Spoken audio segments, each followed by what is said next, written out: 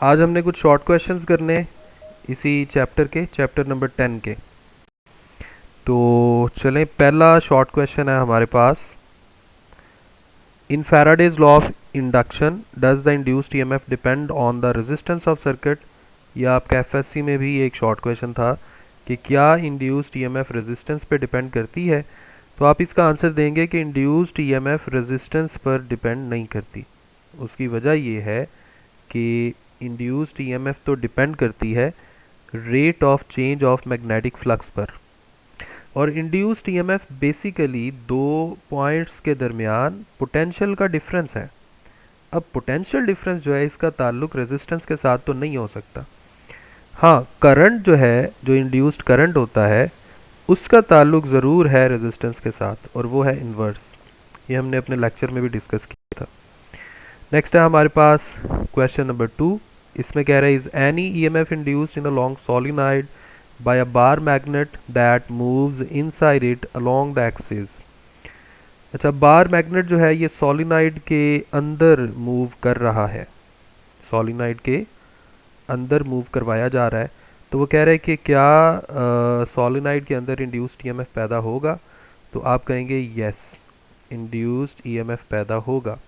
क्योंकि आप देखें, अगर हम बार मैग्नेट को इस तरह से मूव करवाएं तो बार मैग्नेट की वजह से जो मैग्नेटिक फील्ड लाइंस हैं जो नॉर्थ से साउथ की तरफ जाती हैं, नॉर्थ से साउथ की तरफ जाती हैं, अगर आप इनको भी इमेजिन करें तो जैसे जैसे आप इस बार मैग्नेट को टूवर्ड्स मूव करते जाएंगे, फ्लक्स जो है, मैग्नेटिक फ्लक्स, उसमें तब्दीली आती जाएगी।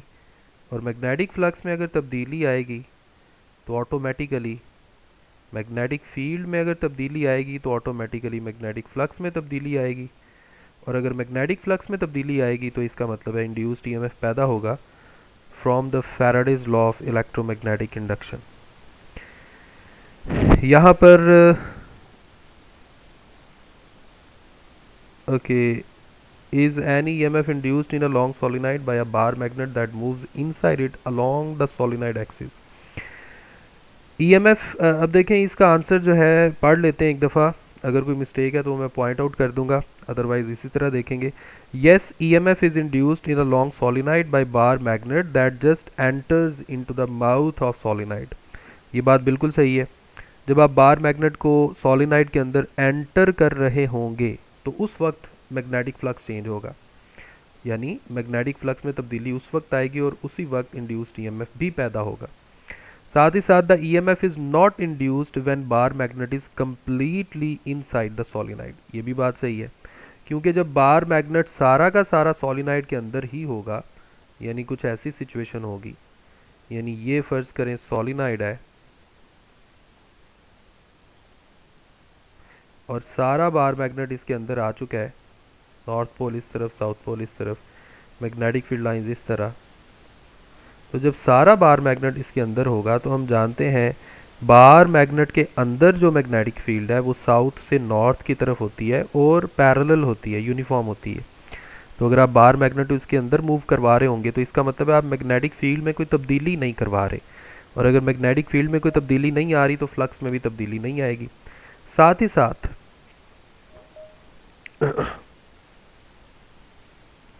इसका मतलब है कि बार मैग्नेट के अंदर जब वो पहुंच जाएगा तो फिर फ्लक्स में तब्दीली नहीं आएगी, फ्लक्स में तब्दीली नहीं आएगी तो ईएमएफ भी इंड्यूस नहीं होगा।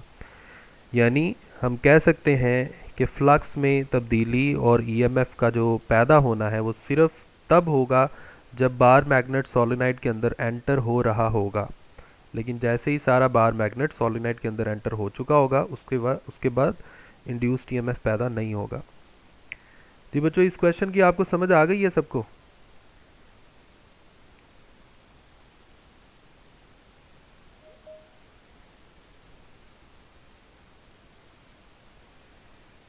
बच्चों आपको समझ आ गई है इस क्वेश्चन की? जी सर, आ गया। ओके, क्वेश्चन नंबर 3 में कह रहा है विच जी sir. Quantities are measured in weber and tesla metre square. अच्छा, वेबर किसका यूनिट है जी? बेटा ये यूनिट है मैग्नेटिक फ्लक्स का। किसका यूनिट है? मैग्नेटिक फ्लक्स का। अब टेस्ला मीटर स्क्वायर कहाँ से आ गया? मैग्नेटिक।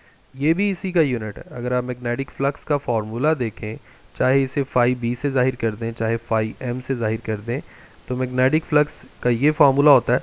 इसका एस आई यूनिट जो है वो वेबर है, और वेबर को हम मैग्नेटिक फील्ड का यूनिट होता है टेस्ला, और एरिया का मीटर स्क्वायर।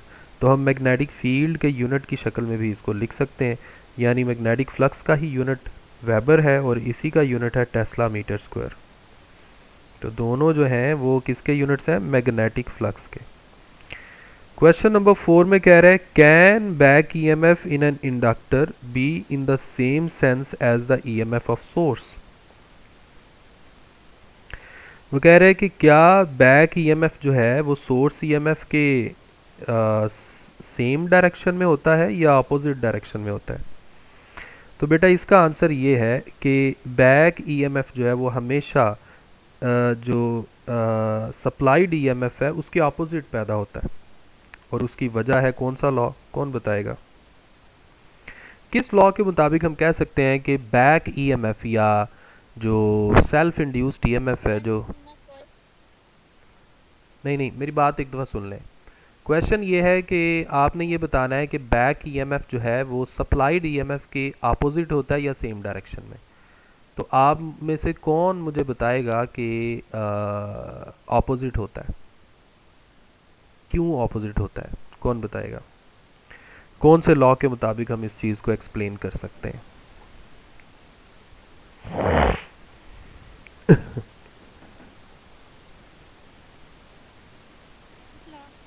Lenz's law.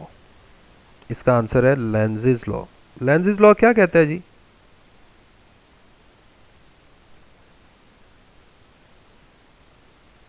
जी,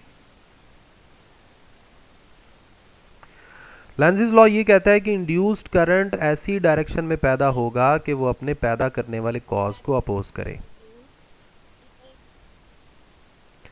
या लेंजिस लॉ ये कहता है कि इंड्यूस्ड ईएमएफ ऐसी पोलैरिटी में पैदा होगा कि वो सप्लाइड ईएमएफ के अपोजिट पोलैरिटी हो। तो इसका मतलब है ये तो लेंजिस लॉ से ही इस क्वेश्चन का आंसर दिया जा सकता है कि back EMF is in opposite direction to that of supplied EMF. ठीक है, यहाँ पर सर्किट बनाकर इसको शो तो कर दिया गया है, लेकिन आपको इसका कॉन्सेप्ट जो है वो याद होना चाहिए। ठीक है, नेक्स्ट क्वेश्चन है show that volt is equal to weber per second. तो इसमें ऐसा करें, लेफ्ट हैंड साइड पे लिख लें, सॉरी वोल्ट है, वेबर पर सेकंड। ओके, आप इसकी राइट हैंड साइड को ले लें, राइट हैंड साइड। इसमें वेबर जो है ये अभी हमने थोड़ी देर पहले देखा कि ये टेस्ला मीटर स्क्वायर के इक्वल होता है। ठीक हो गया। टेस्ला किसके इक्वल होता है? टेस्ला इक्वल होता है जनाब, यहाँ से अगर आप ये वाला रिलेशन देखें तो यहाँ से B किसके इक्वल होगा? B इक्वल होगा force divided by charge into velocity. Force का यूनिट न्यूटन, चार्ज का कूलम, वेलोसिटी का मीटर पर सेकंड। ठीक है, समझ आ गई? अब आप देखें जी सर। ओके, नीचे उत्तर आ गया। नीचे पहले से 1 सेकंड मौजूद था, नीचे पहले से 1 सेकंड मौजूद था, वो पहले से ही मौजूद है। मीटर स्क्वायर भी पहले से मौजूद है, और टेस्ला की जगह हम क्या लिखेंगे? न्यूटन। ये वाला सेकंड भी ऊपर आ गया, डिवाइडेड बाय कूलम मीटर। तो ये सारा कुछ टेस्ला की जगह लिखा हुआ है। इसमें सेकंड सेकंड से कैंसिल हो जाएगा, 1 सेकंड इस सेकंड से कैंसिल हो गया, 1 मीटर इस मीटर से कैंसिल हो गया, हमारे पास बन गया न्यूटन मीटर पर कूलम। और ये न्यूटन मीटर जो है ये जूल के इक्वल होता है, जूल्स पर कूलम जो है ये हमारे पास होता है वोल्ट के बराबर। जूल्स पर कूलम वोल्ट के बराबर इस इक्वेशन की मदद से 1 volt is equal two joule पर कूलम। क्वेश्चन नंबर 6 में कह रहे हैं Are induced EMF and current different in any way from EMF and current provided by the battery connected to the conducting loop? जी बेटा, इसमें आप क्या आंसर करेंगे? जाहिर बात है, लेंज़ेस लॉ के मुताबिक हम कह सकते हैं कि इंड्यूस्ड ईएमएफ और इंड्यूस्ड करंट, इनकी मैग्नीट्यूड तो सप्लाइड ईएमएफ और करंट के बराबर हो सकती है, बट इनकी जो डायरेक्शन है वो सप्लाइड ईएमएफ या सप्लाइड करंट के अपोजिट होगी। कौन से लॉ के मुताबिक? लेंज़ेस लॉ के मुताबिक। तो यहाँ भी हम लेंज़ेस लॉ के रेफरेंस से ही बात कर रहे हैं। क्वेश्चन नंबर 7 में कह रहा है, is the size of voltage induced in a coil through which a magnet moves affected by the strength of magnet, if so explain how. वो कह रहे हैं कि क्या जो इंड्यूस्ड ईएमएफ हम पैदा करना चाहते हैं, size of the voltage induced in a coil through which a magnet moves affected by the strength of magnet, वो कह रहे हैं कि क्या मैग्नेट की स्ट्रेंथ से इससे कोई फ़र्क पड़ेगा? तो यहाँ आप देखें, फैराडेज लॉ के मुताबिक हम कहते हैं induced EMF is equal to rate of change of magnetic flux, और हम ये भी जानते हैं मैग्नेटिक फ्लक्स इक्वल होता है बी ए के।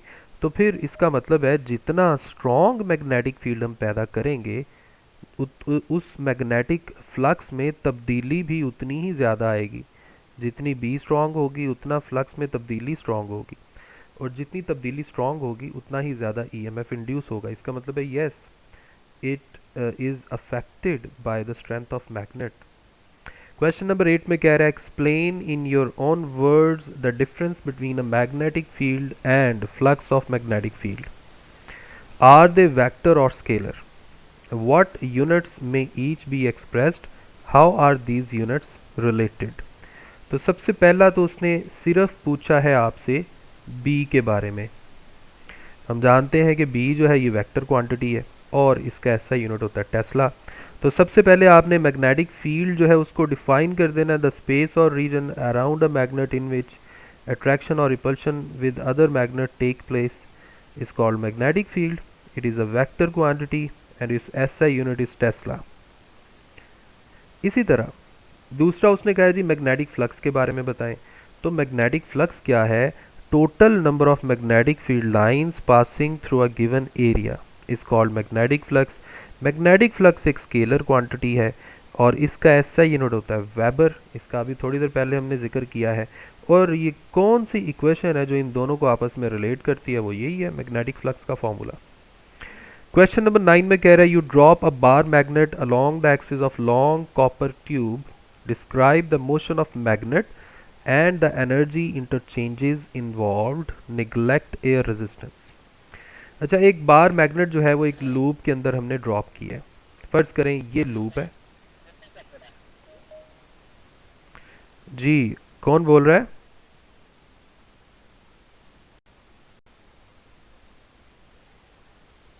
आपको मेरी आवाज आ रही? ये चैप्टर नंबर 10 है, वही जो हम कर रहे थे, लेंज़ेस लॉ वाला। ठीक है,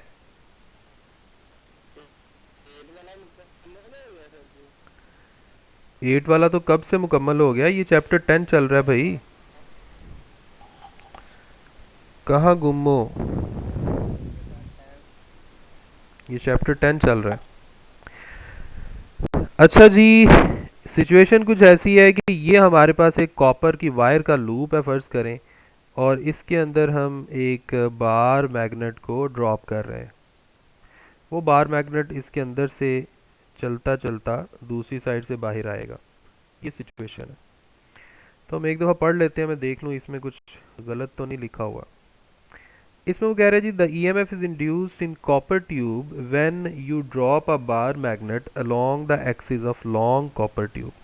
ये बात बिल्कुल सही है, क्योंकि जाहिर बात है जब बार मैग्नेट इसके करीब आता जाएगा तो मैग्नेटिक फील्ड जो है जो कॉइल के अंदर से पास कर रही है वो बढ़ती जाएगी। मैग्नेटिक फील्ड लाइंस ऐसे ही होंगी ना।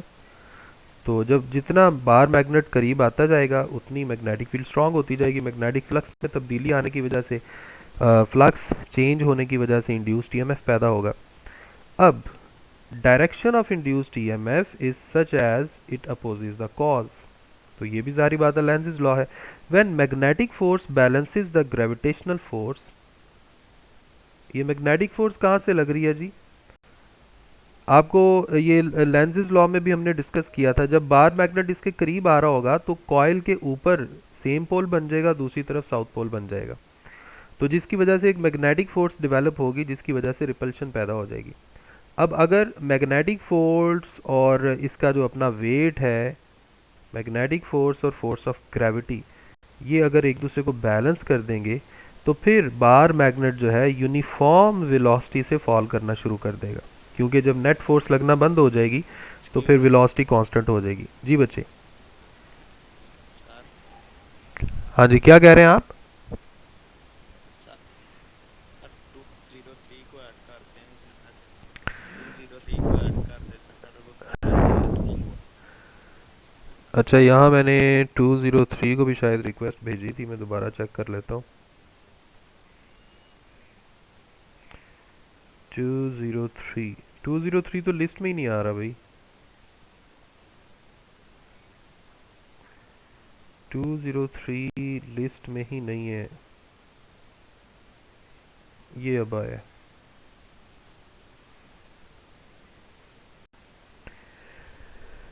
ओके जी, समझ आ गई है आपको? तो इसमें हम कह सकते हैं कि mechanical energy of bar magnet, यानी उसके अंदर जो पोटेंशियल एनर्जी थी जिसकी वजह से वो फॉल कर रहा था, it is converted into electrical energy. वही मैकेनिकल एनर्जी है जिसका कुछ अस्सलाम हिस्सा वालेकुम सर जी। इलेक्ट्रिकल एनर्जी में कन्वर्ट हुआ है। वालेकुम सलाम जी बच्चे। अस्सलाम वालेकुम सर जी। वालेकुम सलाम। हाँ जी। सर जी, ये पता नहीं किसे बार बार तकलीफ हो रही है, अपने गुम कर देते हैं। यार ये पहले प्राइवेसी लगी भी थी, अब पता नहीं ये कौन आ गया यहाँ पे। आप रोल नंबर 203 है? सर इनको को बाज आ जाए वरना हाँ, वरना बड़े दुश्मनदार बंदे हो, पता है मुझे। सर 3 4 मरतबा, 3 सर 3 4 मरतबा ने रिमूव किया मुझे। अच्छा यार, सारे इंसान बन जाए, इस तरह की हरकत ना करें। इसमें केयरफुली लेक्चर अटेंड करेंगे तो सबका फ़ायदा है। अच्छा चलें, 10th क्वेश्चन में कह रहे हैं how you can summarise in one statement all the ways of determining the direction of an induced EMF. जी, डायरेक्शन ऑफ इंड्यूस्ड ईएमएफ का कहाँ से पता लगाएंगे? The direction of induced EMF is that along which magnetic force acts on charge carrier in conductor. ये क्या किया भाई इन्होंने? How you can summarise in one statement all the ways of determining the direction of an induced EMF. इसमें आप Lenz law ही कह सकते हैं, और तो कोई इसकी स्टेटमेंट नहीं है। तो इसमें आप सिंपली यही कहेंगे कि it will be opposite to the supplied EMF।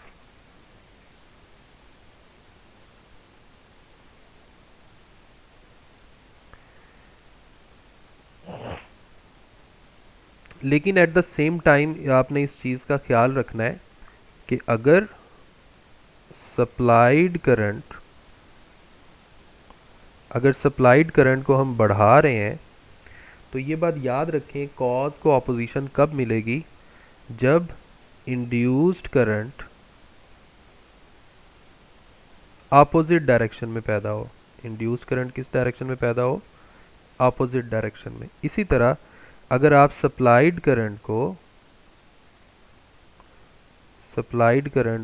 कम कर रहे हैं, सप्लाइड करंट डिक्रीज हो रहा है, तो चूंकि सप्लाइड करंट डिक्रीज हो रहा है तो फिर इंड्यूस्ड करंट इसको बढ़ाने की कोशिश करेगा, और इंड्यूस्ड करंट अगर इसको बढ़ाने की कोशिश करेगा तो वो सेम डायरेक्शन में पैदा होगा। सही है? तो इसका मतलब ये हुआ कि अगर सप्लाइड करंट को आप डिक्रीज कर रहे हैं, then induced current would be in same direction तो ये 2-3 पॉइंट्स हैं जो आपने याद रखना है यहाँ पर। यानी अगर आप सप्लाइड करंट को बढ़ा रहे हैं तो इंड्यूस्ड करंट ऑपोजिट डायरेक्शन में पैदा होगा। अब इंड्यूस्ड करंट के ऑपोजिट डायरेक्शन में पैदा होने का क्या मतलब है कि अगर सप्लाइड ईएमएफ की ये पोलैरिटी है तो इंड्यूस्ड ईएमएफ की पोलैरिटी ऑपोजिट होगी। इसी तरह तो इंड्यूस्ड ईएमएफ ऑपोजिट पैदा होगा। इसी तरह अगर आप सप्लाइड करंट को डिक्रीज कर रहे हैं, सप्लाइड करंट को डिक्रीज कर रहे हैं, तो अगर सप्लाइड ईएमएफ इस डायरेक्शन में है तो इंड्यूस्ड ईएमएफ भी उसी डायरेक्शन में पैदा होगी ताकि वो इंड्यूस्ड करंट को सेम डायरेक्शन में पैदा कर सके। तो इस चीज़ की अंडरस्टैंडिंग आप सबको हो गई है या नहीं हुई? जल्दी से बता दें।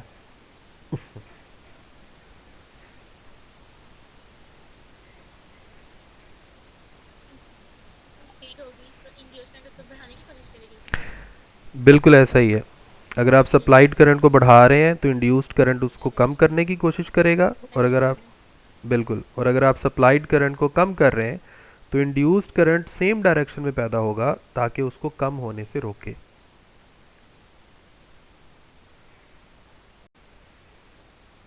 ओके ओके जी, इसके बाद है question number 11। What do the symbols epsilon naught and mu naught stand for? How are they related with some constant in free space? तो बच्चों एप्सिलॉन नॉट का भी आपको पता है, this is permittivity of free space. Mu naught भी आप जानते हैं, परमेबिलिटी ऑफ फ्री स्पेस। तो इनका एक रिलेशन है स्पीड ऑफ लाइट के लिए। तो ये रिलेशन आपको याद रखना पड़ेगा, इसकी डेरिवेशन हमने नहीं की। 1/म्यू not epsilon not square root. तो यहाँ जब आप इनकी वैल्यूज पुट करते हैं तो speed of light in vacuum का आंसर आता है। क्वेश्चन नंबर 12 में कह रहा है give examples of how the flux linked by a coil can change due to stretching और कंप्रेशन ऑफ द कॉइल। आपको याद है हमने कुछ मेथड्स किए थे।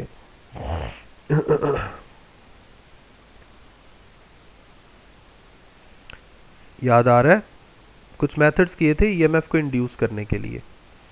तो वो उन्हीं मेथड्स में से ऐसे मेथड आपसे पूछ रहा है जिसमें हम कॉइल का एरिया चेंज करेंगे, उसको स्ट्रेच करके या कंप्रेस करके। कॉइल का एरिया चेंज करेंगे उसको स्ट्रेच या कंप्रेस करके।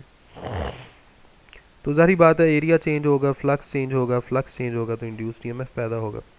क्वेश्चन नंबर 13 में कह रहा है does the induced EMF always act to decrease the magnetic flux through the coil? ये आपका एफएससी का क्वेश्चन है। तो आप कहेंगे no, it does not always act to decrease the magnetic flux. असल में इंड्यूस्ड ईएमएफ लेंज़ेस लॉ के मुताबिक अपने कॉज को अपोज करता है।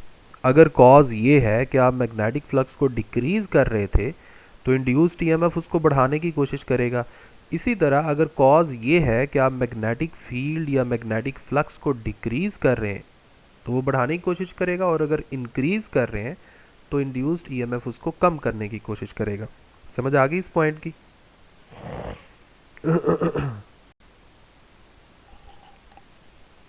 जी सर।